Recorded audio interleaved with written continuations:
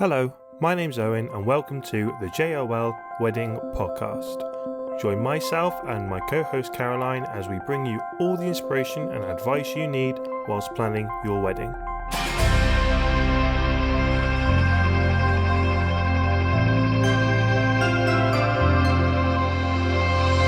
Hello everybody, welcome to another episode of the JOL Wedding Podcast. Today's quite a tasty episode. We've got... Main reason I get into wedding photography is cake. We've got Alison here from the Cake Studio. Alison, how are you? I'm alright, thank you. How are you? Very good, thank you. I think we first met, didn't we, at a wedding fair? Yes. You came around, started introducing yourself to other suppliers, and you met us at a local wedding fair. Brighton, wasn't it? Yeah, and it was just when I'd started up my company, and I just thought, well, I'll come and... I'd never done a wedding fair before, so I just thought I'd come and drop in and say hello and see what was around and have a spy up the competition as well. So, but yeah, then I introduced myself to you guys, and since then we've become firm buddies. We have. We love We've it. done so many wedding fairs together. Everyone's my friend if they got cake. Yeah. Look at me, I like my cake. You'll sell yourself anything for cake. I'll sell you for cake. You sell me for cake. So I don't even like cake. What? You don't even like cake? No, I don't like cake. I've never really liked cake at all. I'm more of a savoury person. That's like a chef saying they don't like food. Yeah. But they're still a chef. But when I first went into making cakes and stuff, I'd tried so many really dreadful cakes. They were dry or soggy or just tasted really too sweet. And so I thought, well, I better do some stuff. So I've been a bit of a scientist on my cakes, and so I'll take a recipe and then change it up and make it, and I'll do 10 or 12 different ones and then get local people in to come and try them and say, what do you think of that? A, B and C. Anytime you need local people to come in, let us know.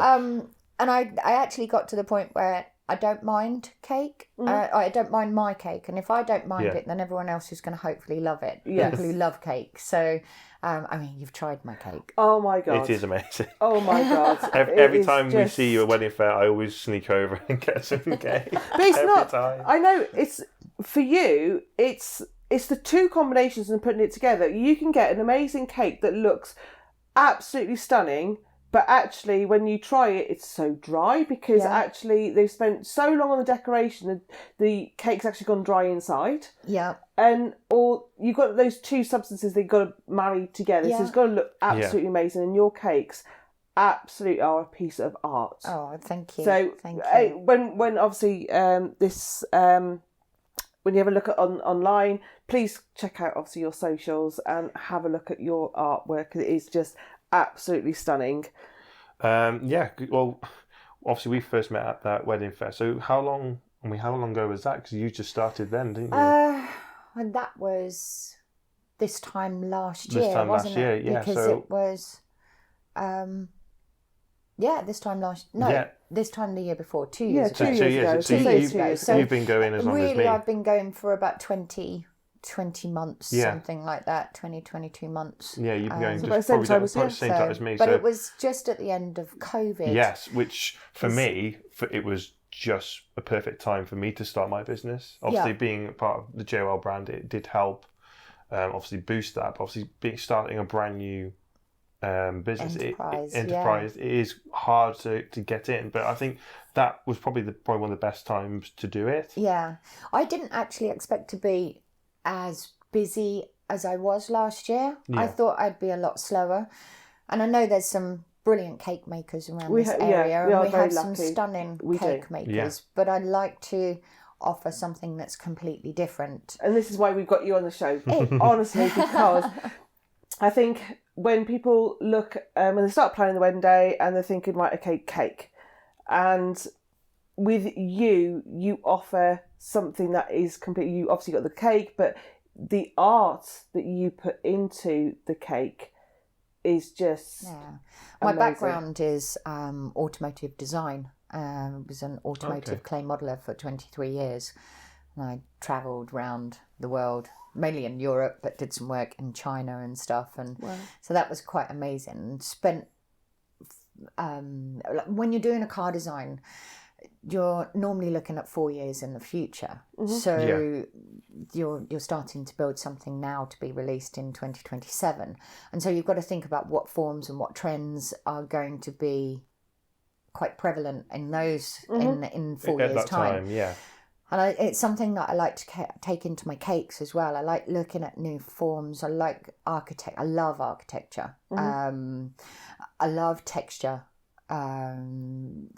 And being able to make a cake for a wedding cake, which is structurally a piece of art rather than just we've got to have a cake. So rather let's than just put a it in the cake, corner. it's something. It could go with the rest of the decor of the room as well. Yeah, and so taking inspiration from people from their wedding stationery, from their colour schemes, from the flowers that they're using, whether they want to have more foliage, whether, the tablecloths that they want to have, the crockery that they're using, even down to the knives and forks, and if there's a little element on those, that especially when they're doing DIY weddings and they're then going to suppliers and ordering all of this stuff in rather than just like normal white crockery or something. I mean, there's so many beautiful pieces of crockery, but when people come round and we're discussing their cake, I like to find out what their house is like, whether it's very minimalist, whether it's cluttered full of lots of objets d'art and you get to know them. That's the whole what their point, favourite ornaments are. That's an interesting way to kind of go of a process to go through that, is getting to know them, what their house is like. Yeah, it's bringing home to their wedding, so it makes them feel at home. That's a really nice way of doing it. Yeah, there's no point giving them a frilly, fluffy cake if they've only got white furniture and white carpet and white interior. There's no point saying, right, we could do a bright red cake, because that's not theirs. No. That's not them. It's working out who they are. And I was talking to a couple on Teams meeting the other week, and they were saying that the house doesn't reflect them at the moment because they just moved into it, and so it's very ultra modern, but they like a lot of vintage stuff. So as and when they're doing their house up, it's a lot more vintage stuff coming through. So that's really nice, trying to find out who they are and what makes them happy, and then designing around there. So it's really important. That's really interesting. Obviously we've seen each other at a lot of wedding fairs. Is it so over the past year and a bit? So when people kind of get in contact with you, is it mainly through social media? Is it quite a few from wedding fairs? I have quite a good turnaround on wedding fairs, so that's good. It's really good. But a lot of it is social media. I'm very prevalent on Instagram and Facebook, and I'm just, fingers crossed, just getting my website kind of finished. It's up and running, but it needs to be fine-tuned as well. I think that will be a good drive as well. I think Instagram's probably the perfect place, because obviously it's all imagey. Yes. So it's but exactly saying that, Facebook is, for me, Facebook is phenomenal. I can put a post on and I'll get anywhere between, say, 8 and 18,000 views on a post. That's amazing. I really do push it. So I share it everywhere. I'm sure people get fed up with seeing my cakes. We're the exact same, sharing photos and videos everywhere. Instagram, Facebook, TikTok as well. TikTok is amazing. TikTok. It's something. On that. I need some lessons. Just have a go. So all these reels you're making, you can kind of just copy them and then just put them out onto there. And I mean, I've even taken bookings through TikTok as well. It's something that's really incredible to be able to see. It's probably obviously a different modern form of obviously your Instagram and things like that. That's especially when you're setting up a cake and how much detail you put into it, getting that across. And I think again why we're doing these podcasts is for clients and couples that are planning to get married. What do they have to think about when they are planning a wedding? Because no one does it, hopefully you do it one time in your lifetime, and it's knowing when to book things, what to look for, what do they have to consider and things like that. So when I got married, we had, this is 25 years ago, we had a traditional fruitcake of the top tier. And then years ago, the tradition was you'd have a fruitcake that doesn't get cut, and then you strip the marzipan and the icing off, it gets frozen, and then out it comes for your first child's christening, which is exactly what we did with Owen. Yeah. But nowadays, when we go, obviously do so many weddings, there's so many different flavours and so much to choose from now. I've got such a big menu. And I've got a couple that just fly out of the door, but the strawberries and cream and Loved that the one. raspberry indulgent are the ones that completely fly out the window. And they're Most popular, yeah. They're a vanilla-based cake, which is laced with freeze-dried strawberries or raspberries, and then it has locally sourced jam, raspberry or strawberry jam, or curds in it.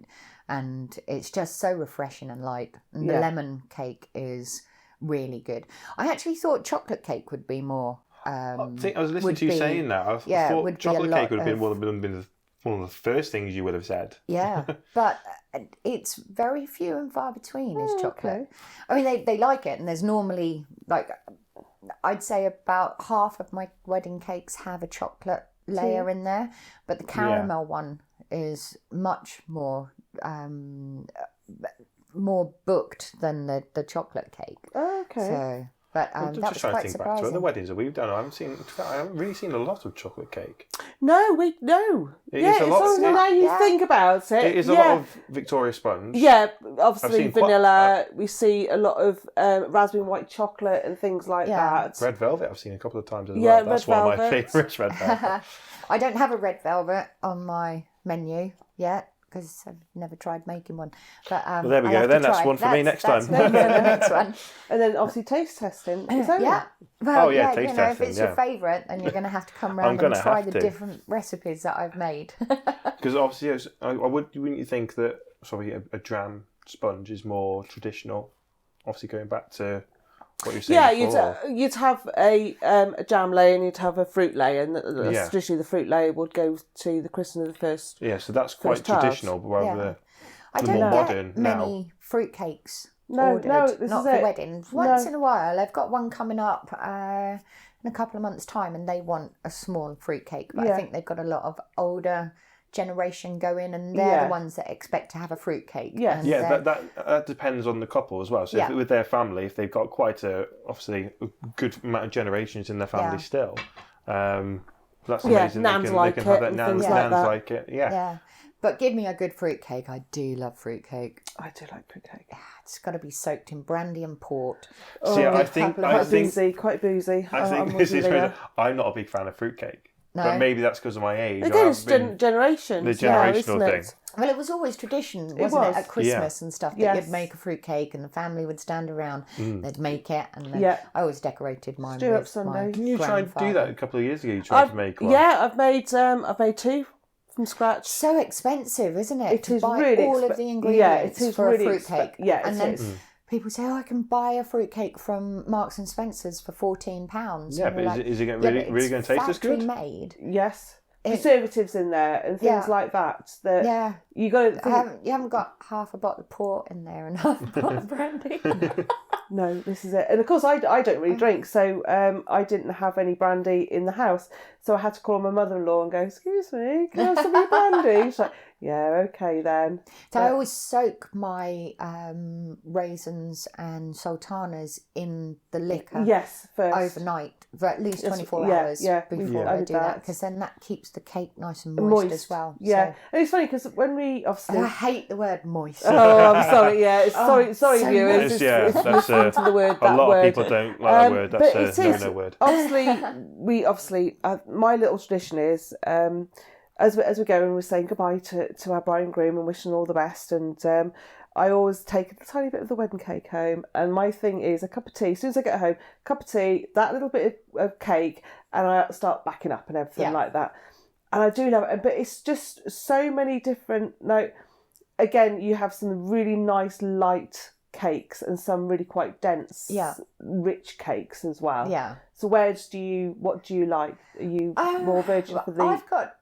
My cakes are really nice and light. Yes. And moist. Moist, darling. But yeah, so I've spent a lot of time devising my recipes. and making sure that there's the right ingredients. And it's different. Like I've just done a recipe for a carrot cake, which I didn't have on my menu until this week. And I tried, I don't like carrot cake. It's not something that I like, but I love spice cake. Spice cake is amazing with all that cinnamon and stuff. So I've kind of taken that and diversified it into a carrot cake. So it's got a lot more spice and stuff in it. I use organic carrots, and so they're a lot sweeter. So the flavour from the carrots, I buy a massive bag of carrots, and they're just taste so lovely. And so you've got to be really careful with the ratio of sugar, because I made one recipe that had the right ratio of sugar in it, but because of the sugar in the carrots, the cake was beginning to rise, and then all of a sudden went ended up like a biscuit, and it was like, that doesn't work. So and then just saying, right, okay, well, I need this and I need that. So but my cakes, I've got a plain white cake, which I think you tried, and it's like a vanilla cake, but you don't use the egg yolks, and you take the egg whites and you mix those up into a meringue, and then you fold that through into the batter. So is it more like a Genoese type thing? If I'm thinking going back to Bake Off, because I love Bake Off. But is it more like a Genoese where they don't use the egg yolks, do they? I don't know. I'm not sure what Genoese is. I think so. I'm not a baker. I just make cakes. That's what. Right, okay. Like you say, I think the science behind it makes a lighter cake, isn't it? Without the egg yolks, and mixing that up into like your meringue and then folding that through. So you've still got a lot of air in there. Yeah. And the cake is very white, whereas when you do just a vanilla cake, it still has that yellow because of the egg yolks. Yeah. So, and the ingredients that I use are as organic and locally sourced as possible. So the eggs come from 3 miles down the road in a free-range farm. That's fantastic. The milk and the cream that I use comes from 7 miles down the road from an organic farm. We used to have a milkman deliver, and that was lovely, but he doesn't do it anymore, so we've got to go into town to do it, to go and pick it up. But it's still locally sourced, which I think throughout this whole podcast, we're looking at ways that we can become more eco-friendly, so reducing our carbon footprint and making sure that we can think more about the environment and sustainability of our business and the industry as a whole. Yeah. So the only thing that I can't use, which is locally sourced, I can. There are fondant companies in the UK. Yeah. But they're not great to taste and they're not great to work with, and so I use 2 different cakes because I had 2 different fondants. One of them is guaranteed to be nut free, and obviously you've got people with allergies and stuff. Yeah. Did I just press a button on that? No, it should be fine. Right. And they so it's got to be nut free, so I make sure that I use that one so that I can cover my allergens. Yeah. And the other one comes from Italy, and sorry. It's okay. I haven't talked so much for such a long time. I work on my own. And so, because I've still got a carbon footprint on those. So what I do is I collect all my little bits of fondant that have gone either dry while I've been working with it, or it's got a little bit of cake dust or something in it. I save all those up and put them into a pot, and then in the winter I take them to my little local bee farm, and that feeds the bumblebees and honeybees for the winter. Honeybees, we need honeybees for the winter. So so that they just dump a load of it in there, and all the bees go and get their energy for winter from that. So for me, it's really important to be sustainable and ethically trade in fair trade. So or locally sourced, and there's nothing in my studio that doesn't have those on. There's a few little bits and pieces. There's always going to be marshmallows, unless I want to spend such a long time making marshmallows to make the Rice Krispie treats when I'm doing the illusion cakes. Then that's just painful. Yeah, I imagine. So there's certain things that I can't use, but when it comes to wedding cakes, everything has my ethical standards on it. That's fantastic. So, obviously, with couples getting married, they probably won't really see it on the day, all the work that you put in behind the scenes to make sure that cake gets there, in obviously keeping that quality and making it look amazing on the day. I mean, obviously, even wedding guests as well, they'll turn up, oh, look, there's the wedding cake. Let's have a photo of that. But what kind of goes in behind the scenes? What goes on behind the scenes, rather? Initial contact is mainly through like either messenger or email or something like that. And then we have a quick, brief outline of dates and how many guests that they're going to be inviting and stuff. Yeah. So then I'll follow that up with an email with my menus, terms and conditions, and basic outline for price, because I'm not in everyone's budget. No. Everyone has a budget. Everyone does have a budget. So, and it's best just to get that over and done with straight away. And if they decide that they want to come with me, normally 3 times a year, I'll do cake consultation weekends where I have the bride and groom or the couple come in to the studio and coming and looking at beautiful mid Wales up in the hills and try and eat cake and drink prosecco. And it's a really lovely afternoon. That the appointments are for an hour and a half. By that time, you've managed to eat 5 slices of cake and drink a bottle of prosecco. Yeah. And we've discussed your wedding, about your themes, your designs, your wishes. And some people, a cake is their main thing for their wedding. Got to be all about the cake. Got to be all about the cake. And then other people are like, forgot to get a cake. So what can you do for us? Mm-hmm. So there's 2 different sorts of people. You know, ones that are really not bothered about what the cake looks like. There's always different types of clients. We were saying about this, weren't we? That we were saying earlier about obviously having budgets, and some people have obviously a budget. It's where they want to spend that money in that budget. What's most important to them. So, you know, like I say, a cake might be really super important for someone, when others might just go, actually, I just want a standard cake, just obviously because we have to have one to cut the cake and blah, blah, blah. And you still, you know, traditions are changing. You don't have to have a cake. No. Oh my God, no, yeah. You don't have to.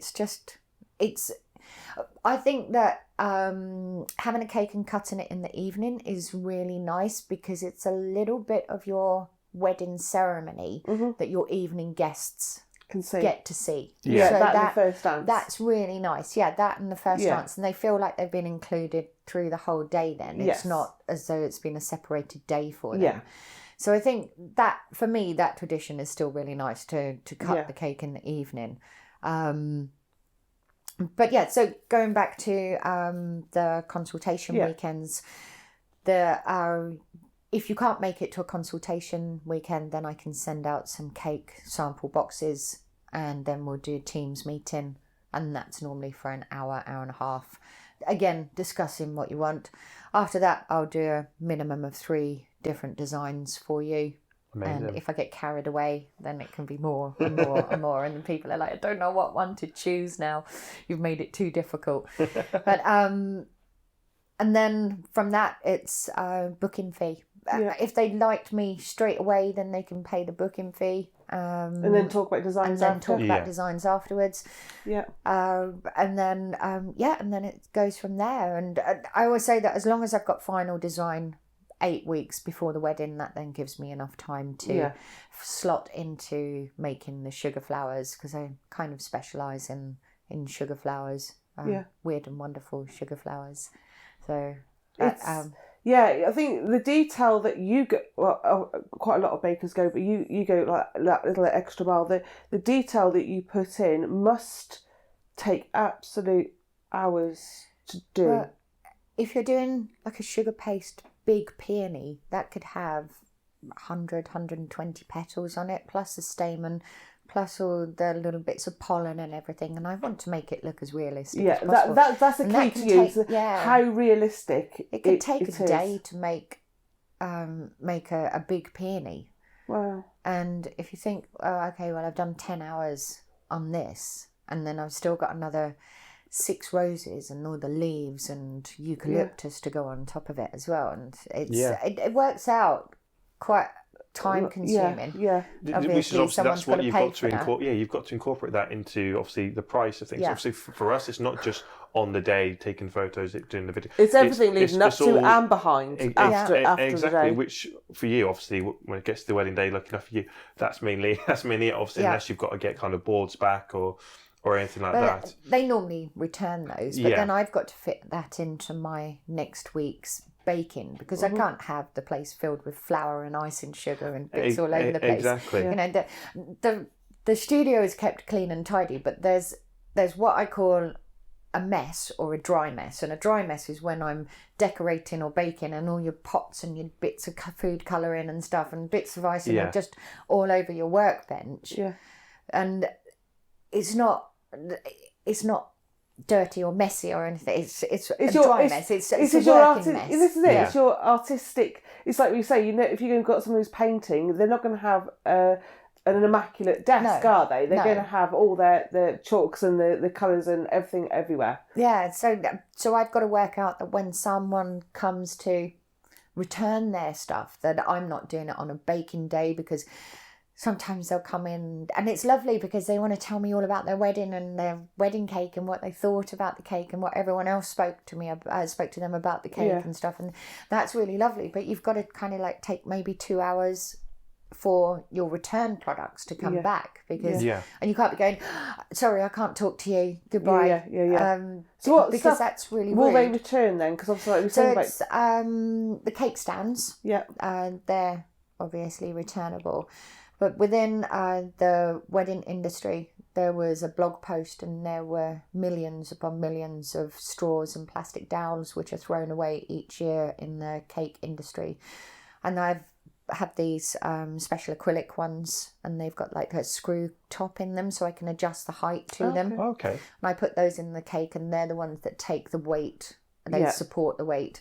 But because they're reusable, they get returned, they get washed, they get sterilised, and then I reuse them and reuse them and reuse them. And so stuff like that, if they've hired out cake knives, some families don't have cake knives, some hotels don't supply them. And DIY weddings especially, if you just dry hire in a venue, but even some hotels don't have wedding cake knives. No. So, you know, it's something that I ask and then I'll make sure the week before, do you need a cake knife? Yeah. And I will probably, if I remember, even if they haven't hired one, I'll put one in the car just in case I get to the venue, they haven't been given one to put on the table or they don't have one, and I'll just leave it there because the last thing they want to do is cut it with a plastic knife.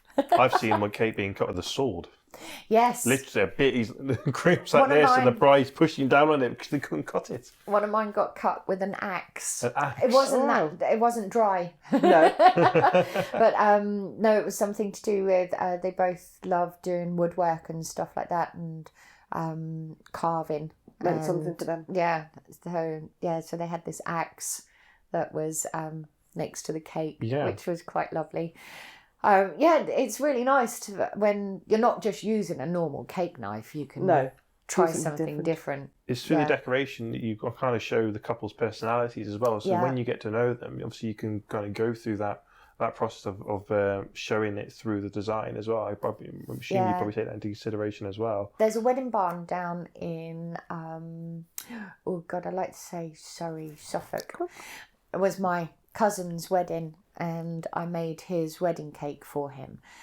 But down at this wedding barn, the guy does a bit of woodwork and a bit of whittling, and George is all into carpentry and stuff like that. So he had made this little wooden knife to put next to the cake table, and even though there was a knife there as well, and it's really nice because this venue will find out who you are and what your hobbies are, and they'll make you a little wooden thing to put on your table with your cake. I just thought that was so sweet, really personal, and you get to keep it forever. We had a wedding a few years back now, and they were engineers, and they had an amazing cake. It was 2 tiers, and then they had basically the bride sitting on a swing, and the swing was moving back and forth. Wow. So it looked like the groom was actually I think he was pushing her, was he climbing or something like that? And he was, yeah, and oh my God, just seeing it, how it was moving was amazing. Yeah, I really love to get into the psyche of who I'm doing a wedding cake for, and they don't need to look like wedding cakes. No. The one of my absolute favourite ones is DJ deck and turntables. And the turntables were actually spinning. Oh wow! And actually on the DJ deck itself. The whole cake. Yeah, the so whole cake. The whole cake is so all the turntables, the bases are all cakes, and then they were cut out in the middle. And there was runners put under there, and then I made these records to go on the top with the bride and the groom on, and because one of them is a producer for BBC Radio, and the other one is a sound engineer. For film and TV, wow. And they both did DJing, and they weren't the communal bride and groom. You know, they didn't want the traditional thing. They got married in an art museum. That was just really lovely, and then to be able to design this cake for them was really nice, and to do something that wasn't just a normal 2-tier, 3-tier wedding cake for their day. I think it's it. You don't have to have a traditional wedding cake. No. Like it needs to reflect who you are and who you are as a couple and what makes you work. That's what I so kind well. of think cakes are a bit underrated as well. Going on that, it's not really something I hear a lot about. No. But watching these like cake makers, like even if you scroll through Instagram or anything, you see these cakes and they're absolutely amazing. Yeah. And the detail and the talent that goes behind all that is incredible. It's really amazing to see, which I think people need to appreciate that a little bit more going into a wedding. And think about that into your design, into your plans and things like that. So, say when you spend a fortune on making your venue look absolutely amazing through your decorations and flowers and everything like that, maybe the cake is an afterthought when you can think, well, actually that can be a huge part of it, focal point. And based around from that cake. Yeah, if you both love walking, then why not make a cake that looks like a mountain with the two of you sat on top of the mountain? Yeah. It doesn't need to be a cake that's traditional. It needs needs to be 2-3-tier cake. Yeah, it needs to be something that reflects you two. Yeah. Yeah, obviously it'll go with colour schemes and things like that, but it's a piece of art that reflects you two as a couple. So I love it when for the cutting the cake, when it comes to our job on the day, when the cake is in the middle of the dance floor, which then it puts it there, centre stage for everything, so everyone can go and see and then watch the couple as they cut the cake as well. I think that's it's really nice when you set the cake up in the middle of the room, and so you can walk around it. It doesn't have to be just one-sided. Yeah. The cake can have decoration all the way through. Yeah. And it can have a different theme on the back as it does the front. Yeah, we've seen so that it could quite a few times. Your beautiful sugar flowers on the front of it, and then on the back of it could be a painted scene of you two going walking with your dog, or I've seen the classic one with it, like you saying that, where you've got all the kind of superheroes on the back, and then you've got all the football flowers team, on the other things like that. Your football team. So they're quite popular, but like I say, you can really elevate that even more, can't you? Yeah, definitely. Yeah, it's really nice when someone gives me like free range, but they give me a theme, or they tell me something that's about them that gets me really excited, and then I start, oh God, right, we can go, and I'm like a puppy, just jumping around all over the place, and it's really exciting. And then when I get the professional photos back from it, they're really lovely as well. That you get sent back photographs of your work. Yeah, that's really lovely.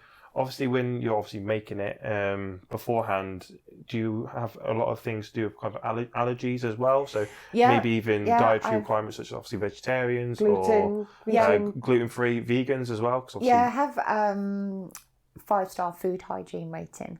Fantastic. And that, one of the bases on that was the fact that I needed to know all my allergens and everything. And then I did my allergen awareness course as well. I do have a full vegan, dairy-free, gluten-free, nut-free, anything-free. Do you just want a cake that's calorie-free? If it was calorie-free, I'd be buying loads of it. Cake doesn't have calories. Oh, there we go. And, if you're anything's free at a wedding. There's no calories that are ever consumed at a wedding. Definitely not. Definitely not. Oh no! So I've got full menus for those.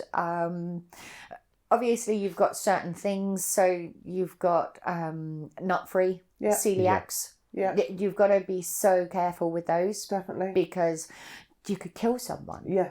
Anaphylaxia is a really horrible thing to have, and you don't want someone in the middle of the in the evening or a party or something to have definitely not. effect. So but everything's sterilised, everything's cleaned. I cover. It's different if someone says it's not, because I still work to the same standards, but I'm vegan. It doesn't mean that if by mistake there was a product that was used that had egg powder in it or something, it's not going to kill them. No. I mean, I make sure that doesn't happen. No, obviously. It's a very different allergen or food it's a standard food choice, isn't it? So... it's a food standard, a different food standard to adhere to. Yeah. But when it does come to the fact that it will or could ultimately kill someone, I have a regular client, and her little girl is 2 years old, which she'll be 3 this year.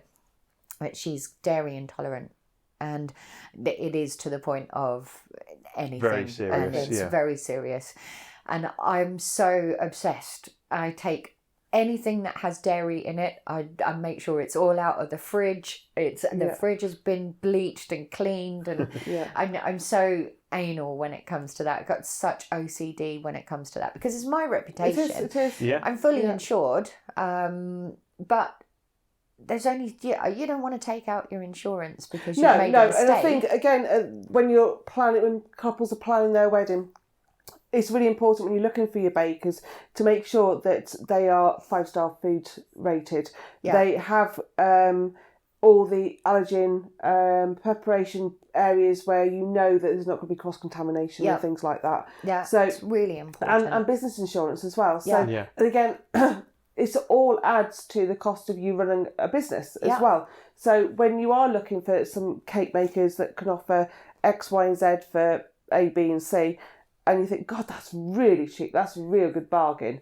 But then you start thinking, well, actually, are they just like the home bakers that think, well, actually, I work full time, but I can do this on the side? Yeah. Or are they a reputed business that you can go, actually, I know they're just as trustworthy as I'm going down to a restaurant. Yeah. Well, my studio is specially set up in my garden. I'm really lucky. I've got about 50 metres to walk to get to work, and so I've got no excuse of ever being late. No. Sorry, the sheep on the drive. I can't get to work. It's a bit of a problem, because it's like, oh, it's raining. Do I have to walk over there? Yeah. But no, so everything, there's no cross contaminations from my home cooking done in my studio. So I know there's never been a piece of meat been cooked in there. I know that I don't take peanuts into that area. I mean, there's certain cakes, like the carrot cake has got pecan nuts in it. And I know that there's certain products that I use that may have traces of nuts. So you can't be 100% sure that everything in that studio is nut free, but I do make sure that everything is sterilised, and all of my allergen products have different cupboards, so they're not in the same cupboard as, so all my gluten free flour is in a different cupboard, all my nut free products are all in a different cupboard. So it's also stuff like when you're doing like vegan cakes and you want to do vegan chocolate, there's some amazing vegan chocolate out there. But when I buy that, I have to buy it in a big box. And so I've got to make sure that I've got enough cakes to be able to, because all of my cakes are covered in ganache. Yeah. And so I've got to make sure that I've got enough orders coming through I don't want to be left with half a box of. And it just ends up going to waste. Yeah, it goes to waste. Yeah. And there's nothing I don't like chocolate. Obviously, like you say, you do everything fresh as well. So obviously you need it to be used as well. Yeah. Obviously you're allergic to nuts, aren't you? So you understand obviously everything to do with which is obviously what other people would appreciate. Yeah, definitely, I appreciate it. I'm not, EpiPen type of allergic or anything like that, but again, I just have to be careful that things haven't got nuts in that I'm aware of. I'm a bit the same with pineapple. Tin pineapple's fine. Fresh pineapple is makes my lips swell up. But we went on holiday to Sri Lanka and we went to a pineapple grove and it was like, I won't try any. And then it just looked absolutely amazing. And I had a bit and then I had another bit. I got back into the car. I was like, looked like I'd had emergency Botox. Oh, I just come out in hives, so it's not the best thing. But yeah, it's things like that you have to think about, especially when couples are planning the wedding, when they start thinking about food allergies and menu choices and things like that. That's when they sort of can let you know. Yeah. Well, it's always a question that's asked, so it's on my booking form as well. Mm-hmm. What I like to do is, if they've got someone who's nut-free or celiac or something, that cake will then be made in a separate area, made and decorated in a separate area in my kitchen.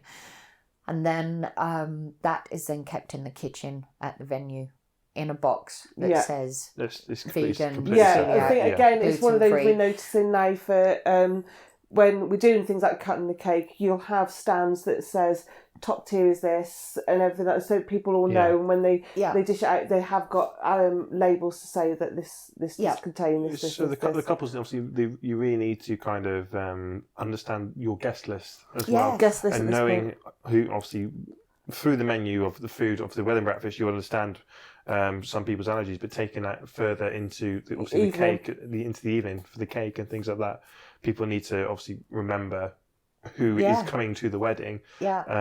Maybe if anyone, even in the evening, is coming along, who's got allergies or is vegan or any different, any different So I like styles. to keep those cakes separate. I don't like to put them into the cake. No. Because, say they're cutting up the carrot cake, which has got nuts in it, and then go and cut the nut-free specialist cake with the same knife on the same cutting board. Cross-contamination. So I always make sure that, we'll do your wedding cake. That one is outside, and then this one is placed into a box. All of the staff in the kitchen know exactly what it is, how it needs to be dealt with.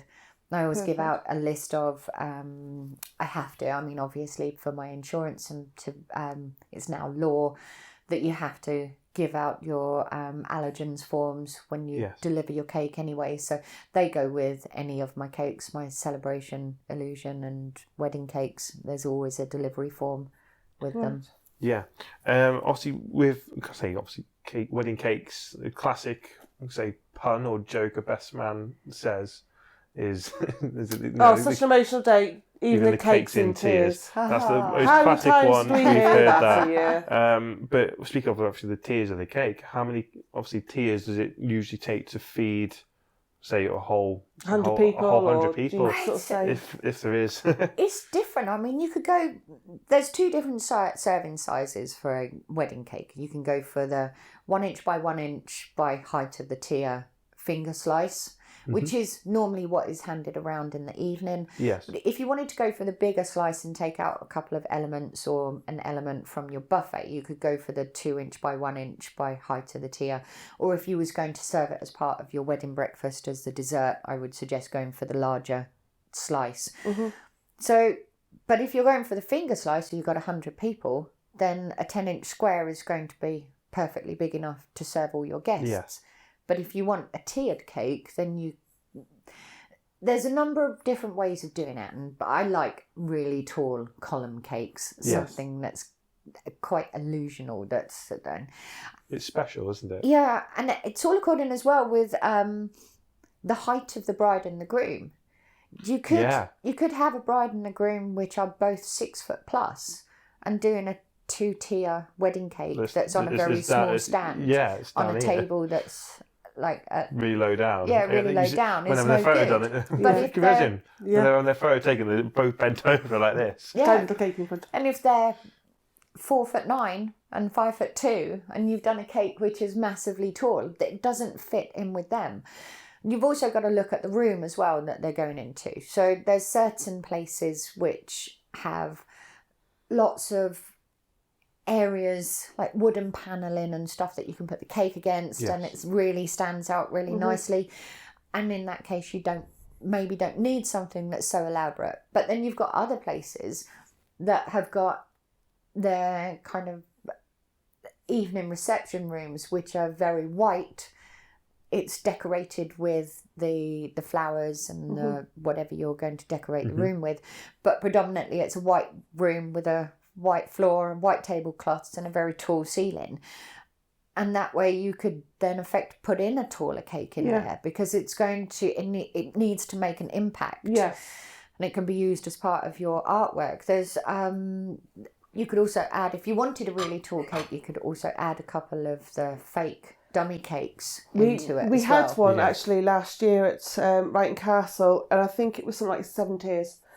And oh my God, it was beautiful. Yeah. It was all hand painted, and it was absolutely stunning. But actually only 2 tiers were proper cake. Yeah. Yeah.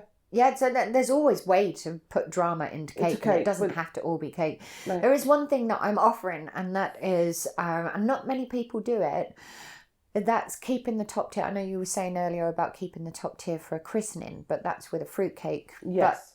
But because I make everything fresh and nothing's been frozen, my sponge cakes, and they will last in the freezer for a good 12 months if they're wrapped up properly. And so if someone wants to keep the top tier, make a taller cake, but keep the top tier, I always suggest it's really nice to keep it for their first wedding anniversary. Yes. Keep a nice bottle of wine or a nice bottle of champagne or something, and then keep it for your first wedding anniversary. The top tier is normally quite small, isn't it? It's normally about a 5 inch. Yeah. 5 inch. My tier sizes are normally 5 inches high, which gives you a good serving size when it's a 1 inch by 1 inch by 5 inch height. So if you've got something that's like, say 120 people, you could go for 2 7-inch rounds, a 6-inch round, and a 5-inch round at the top. Having that kind of like taller column cake at the bottom can work out really nice, because that's quite a bit of drama then. Obviously that's when you can incorporate different flavours into the different tiers and things like that. Every tier can be a different flavour. So get creative when you order your cake. Sorry. get creative. In choosing their flavours. And even so, if you go for something like a 10-inch round at the bottom, you're having a bigger wedding, say for 200 people, and you've gone for a 10-inch round at the bottom, I don't even mind splitting that into 2 different flavours. Okay. It's the ganache that holds everything together. And so you've got like half of the semicircle is chocolate and the other half is lemon. All I would say is probably put 2 flavours that can work together. Yeah. Because like if you do like a chocolate and a caramel, that would work really nice. Because if someone ends up with half a slice of each, it's not going to be a problem. Yeah, I'm definitely calling dibs. If the cake is cut like that, I'm calling half dibs. And half. Oh yeah. That'd be quite nice. Yeah, I'm doing that or next time. Or you could just go up to seconds and go and get thirds, fourth, fifth. So it's nice that when you we still love the tradition of cutting the cake. So obviously it's always set up as part of the wedding breakfast, so people can see it in the entirety. But then it comes into the evening, and maybe move to a different location if they're having different reception rooms. But it's nice that part is for the evening part as well. So everyone gathers around with their phones, and the DJ announces, and it's still nice that.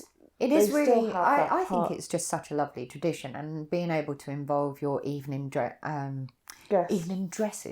What's all that about? Evening guests into a part of the ceremony that they haven't seen, because they haven't been there to witness you taking your vows. They haven't been there for your drinks reception or your canapes or your wedding breakfast, and so for them to actually see your dress, and sometimes a bride will get changed halfway through the day, and then we've mentioned that through one of our other podcasts. Go check that one out.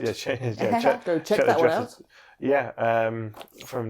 With Jessica Bridal we did that one, and she said it is a couple of times she's had 2 dresses. Yeah. From requested from a bride. I mean, we actually said this the other day. So one thing we do in the evening is bring our TV screen along for, like you say, for the evening guests. Upload all the photos to be taken, so then people can then see what's happened in the evening. I think that's a really nice idea because it works really well. they do get to be involved, or at least have a couple of memories from the actual day, rather than waiting to attend the evening reception. But we spoke to this woman. I think it was actually at the last wedding fair we were at, and she said that she didn't see the photos for 2 weeks later. She was an evening guest, came along, saw the bride, looked very, very nice. 2 weeks later, she saw the photos, completely different dress. But you wouldn't know that if for an evening guest turning up. You wouldn't have known that. Yeah. But am I correct in saying that the old tradition was when for the cutting the cake was actually at the end of the wedding breakfast? Because we have had that. Well, yeah, I think a lot of people, especially wedding coordinator, didn't we? Yeah, when we were thinking about budgets, obviously when people plan their wedding, they work to a certain budget. So when you're thinking about maybe having the wedding cake as part of your wedding breakfast and have it as a sweet to your wedding breakfast, that then obviously cuts costs down a little bit. Just to add a bit of fresh fruit and some chantilly cream and or goes really nice with custard as well. Oh, I love cake and custard. That's one of my favourites. Yeah. So I can cut out the cake, but the custard, bowl of custard, I'll be fine. But so that. There are so many different ways of cutting them. You could also cut it after your wedding breakfast, but then have it as like a reception for your evening guests and having it handed around then before your buffet arrives. Or you could have it done after your buffet has been done, because the sugar will soak up a little bit of that alcohol and the party will carry on a little bit longer. We've seen it, like say, so many different ways that they've actually bought little boxes that the venue will cut up the cake and they'll put it in individual boxes. But that's a very old tradition thing though, isn't it? I mean, in the 60s and 70s, my mum and dad still have their box with their piece of wedding cake in from their wedding. And I would suggest eating that now. I don't think you want to eat it. It's probably a bit dry and manky by now. But so that whole boxing up, and if you've got guests which can't make it to your wedding, then you could post it out to them. So that's a really nice touch. Yeah, it's lovely. Really nice touch. Saying so you can't be here, but here's a piece of wedding cake. But that's very much tradition from like the 50s and 60s. They used to do that. And I think as well that when couples, I know for the fact that we've met up with bride and grooms after, and they've gone, oh my God, I've got like half a wedding cake left. See, my big tip for this is if you've got 100 people going, I would say probably, unless you want to have a cake for 100 people, which a lot of people do. No, I've got 120 people, I want 120 serving sizes, that's fine. Mm-hmm. But normally go for about 85 to 90% of your guest list. Yeah. And then when the cake has been cut, my big tip for getting rid of your cake is when it's been put on trays, get either your bridesmaids, or if you've got little kids at the wedding, because they love being given a job, get them to hand around and walk around with the cake, because the cake will go. Yeah. And when I've told brides and grooms that little tip, they've said, oh, we had no cake left. We're so glad we kept the top tier, because we didn't have anything left. We was hoping to take at least half of one home. Whereas when it's just put on the table, that it's people don't realise they're dancing. No, they're dancing, they're at the bar, they think, oh, I'll go and get some in a minute. And they get back home and they go, oh, I never had any cake.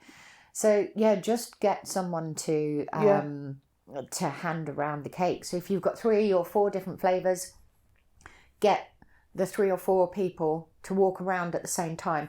This one's lemon cake, this one's raspberry cake, this one's white cake, this one's chocolate cake. And someone can go, oh, can I have a bit of that? Oh, I might have a bit of that as well. So it's... have a bit of that with you.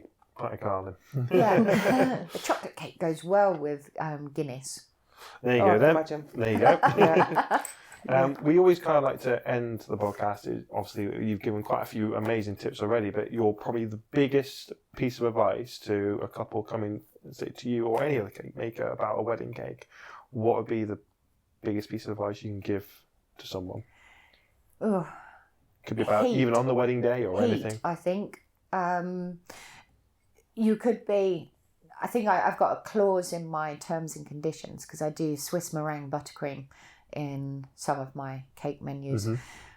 But that can be very temperamental. And if it's 20 degrees outside, or you're having a marquee wedding and that marquee can get to 32, 40 degrees, I'm not making that Swiss meringue buttercream for your cake because it will just collapse. Yeah. The cake tiers will fall and it will just be horrible. So I say that like a normal traditional buttercream that I make is good enough to stand up to 35 degree heat. If it's far too hot, then the cake needs to be kept in a cooler area and then brought out for your evening reception. I've been to places before where they've gone, oh, the cake's going to be set up here. It's a big open roaring fireplace that's about 50 degrees and it's like I can't possibly put the cake there. It's so just working out where is it going to go. Communicate with your venue and work out where the probably best place for it is to go, especially say like you say with all the decorations. If it is a piece of the decor where they would have the wedding breakfast, make sure it is it fits in somewhere where it won't be near a window or near a radiator and things like that. To extreme heat, I mean, it's beautiful to have your cake in front of a bay window in your reception, but if in the afternoon the sun is going to blast through there, then it's going to be a problem with we've had it a number of times actually. You come in, the cake's just it's like the leaning tower of cake. Yeah, we've had venues where you got a room and it's literally full of glass. It's beautiful. Yeah. But where you put the cake, it's going to get hot. So they had to move it and put it into the fridge later on. And again, I think it must be a nightmare for you guys that I think this cake, it did start to sort of lean a bit and they had to get the cake maker back in to reset it up. Yeah, that, touch wood, hasn't happened. No. I'm not going to say. But we've also, with our background in car design and like engineering and stuff like that, we've also worked out a way to be able to structurally hold the cake from the centre as well. So with these acrylic dowels that we use, there's no way that they're going to buckle or bend. That's brilliant. And then there's a stainless steel threaded bar going through the centre of it. And a lot of my cakes actually need to be transported as one. So there's 4 tiers or 5 tiers, and they need to be, because the decoration is like a swathe of decoration that comes down the cake, and they need to be decorated as one. Yeah. And they need to be transported as one, and so we then can't be wobbling a cake around. And also, I live in mid Wales, and those roads are single track roads, and they're horrible. And trying to get a 4 or 5 tier cake. I can imagine the nerves of you in a wedding. The first couple were dreadful. I'm quite blasé about it now. Well, the thing is, you know, then they're not going to fall because, like you say, they're structurally sound. Yeah. But we've had one, and arrived on site, and the bride's all in a tears. I've gone, what's wrong? And she goes, the cake maker's messaged and said the cake's collapsed overnight. And I've gone, okay, is she bringing it still? Because I'm thinking, well, actually, you can still bring the cake if it's collapsed. You can still use it for cutting. And have, I don't know, a dummy cake that you can set up, look for photos, but actually no one's going to know because the cake that's coming out is going to be ready cut anyway. And she's like, no, she's not delivering nothing. And I've gone, oh my God. So luckily, I know the little cake maker, she's turned around and she's come to the rescue. And literally 5 hours after the first initial phone call, she was there setting up on site and did an absolutely amazing job. Yeah. So it is. And it's, the thing is that the way, if that happened to me, I would work my socks off to get that product. It may not be the cake that they initially chose. It may not be 5 tiers high, and it may not have the adornment of flowers down it. But if something happened, then I would, hello, I would make sure that I delivered something. Yeah, this is it. But so this is what we've said plenty of times on other episodes of the podcast, is making sure with couples research their suppliers and have meetings with their suppliers, like you say, having those meetings with them, building that relationship, having that connection, just so there's that bond of trust. I think for me, working in the car design world, you'd get to a point where it's like, oh, okay, we've got a show tomorrow, and you've worked on a product for 18 months and it's all going well.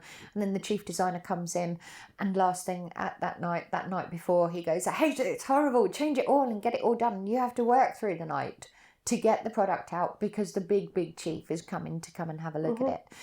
And it's always been my ethos that if it's not finished, don't go to bed. No, this is someone else's product. I might be making it for them, but it belongs to someone else. Yeah. It doesn't belong to me. No. And so I've got to make sure that I do the very best that I possibly can. Yeah. And provide them with the product that I've promised to provide. Yeah. And so that's my ethos. I'll work through the night. That just speaks volume for every company. That's exactly like us. We will go up and beyond on a wedding day to make sure that my clients are 110% happy. Well, and you can tell that with your photographs. Thank you very much.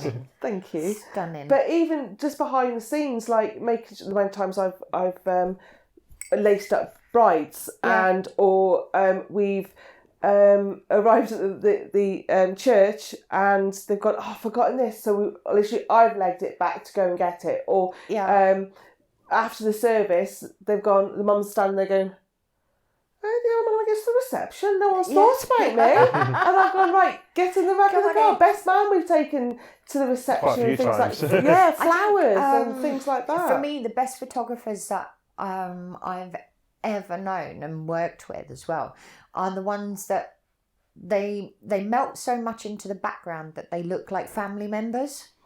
And so that is the perfect photographer, and I think you guys do that perfectly. We try our very hardest. It's becoming friends, and you know, not being.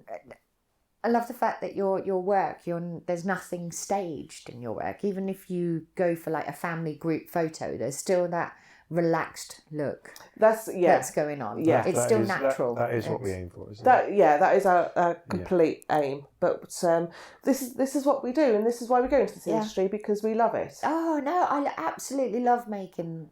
I mean, don't get me wrong. Sometimes I'm like, oh God, why do I do this? Why do I do it? Just silly things like, you know, I'll get off the phone to someone and I'm like, yeah, well, we can make like all this massive monstrosity of this big cake, and we can do all of this, and we can make it move, and we can sort this out and do this bit, and that bit can be all floating. And then I got off the phone and I'm like, oh right, so you actually got to do this now. The dragon cake, and that was down in Brecon, and I was on the phone and this lady, and she was saying, oh, we're going to have this Game of Thrones themed wedding. And, you know, we're just thinking of a few little bits. And I went, what about a dragon? And it's climbing up the side of the cake, and it's all like its tail. The only things that's grabbing onto the cake are its feet. She's like, oh my God, that sounds amazing. And so I get off the phone, I'm so elated, and I go over to my husband and say, Craig, we've got to make a cake with a dragon on it, and it's climbing up the side of the cake. And he's like, oh, okay, let's get the drawing pad out. And between the two of us, we work out structures that go underneath and how we're going to make the wings and make it look like all the wings are out. And I just love it. Give me a challenge. I don't, you know, a wedding cake needs to be part of the celebration, and that celebrates you too. Definitely. That's well, perfect. It's been amazing having you on. So thank you for coming on. We've eaten all the cake, by the way. We've eaten all the cake. Any cake. So if anyone obviously watching this or listening to this wants to check Alison out, so it's at the Wedding Studios, Alison. The Cake Studio by Alison Kenlock. That's it, yeah. That's it. So please do check out her your website. Obviously, if you're still relatively new to planning, check out our other podcasts, because so much information. It's amazing talking to people in the industry like yourselves, that you do this day in, day out, and speaking to you guys is hopefully giving our couples that listen to this a great insight of actually what to think about. Weddings are a minefield. They are. And you get engaged, and then you say, I've got to plan a wedding, and you've never had that to do before. No. And you're probably in a group of friends that maybe one or two of them have done it, and they can give you a few tips. But something like this is amazing to be able to just sign into this, listen to it, and come up with a few ideas and find out local suppliers. Yeah, so definitely. No, so thank you for coming on. Thank you for inviting me. We'll be seeing you at the next wedding fair very, very soon. Definitely, in a couple of weeks' time. Yeah, that would be perfect. Thank you. You're very welcome. Thank you. That's it. Thank you for listening to the JOL Wedding Podcast. Share this podcast with anyone you know who's on the journey of planning a wedding. Check out other episodes of this podcast, as well as links to our social media platforms at the JOL Wedding Podcast.